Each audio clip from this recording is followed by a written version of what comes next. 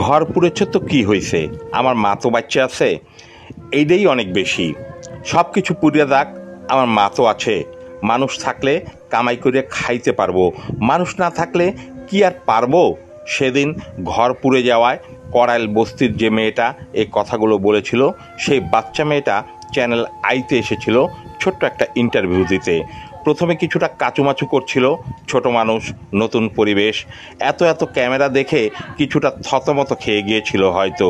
উপস্থাপিকা ওকে সহজ করার জন্য বিভিন্ন প্রশ্ন করছে।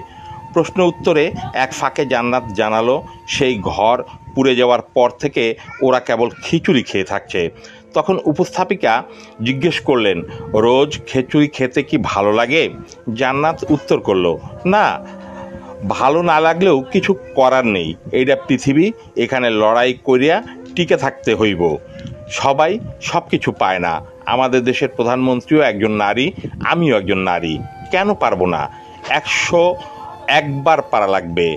যে লড়াই ভয় পায় সে কিন্তু পৃথিবীতে চল্লে খাইতে পারে না, যে সাহস করে আগাইয়া যায় সেই পারে। প্রশ্নকর্তা অবাক হলেন, সেই সাথে আমি নিজেও। এই একরত্তি একটা মেয়ে, কি অসম্ভব মনের জোর তার। আবার এও বলল, কত লোকের কত সম্পদ আছে কিন্তু মা নেই।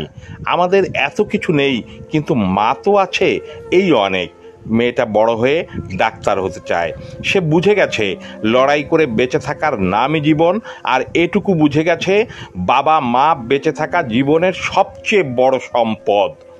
অনেক বড় হও মা তুমি, পৃথিবীতে তুমি নিজের কর্মময় জীবনের ছাপ রেখে যাওয়া তোমার মন থেকে অনেক অনেক দোয়ার ভালোবাসা। কলমে ফারজানা টুম্পা, কণ্ঠে আমি মুস্তাফিজুর রহমান লাকি, সন্ন্যাসী বাজার, মোরেলগঞ্জ, বাগেরহাট। আমার YouTube channel Mustafiz Rahman lucky সন্ন্যাসী যদি আপনাদের মনকে হৃদয়কে একটু আলোড়িত করে তাহলে সাবস্ক্রাইব, লাইক, কমেন্ট করে পাশে থাকবেন। ধন্যবাদ সবাইকে, প্রাণ ঢালা অভিনন্দন আবারও।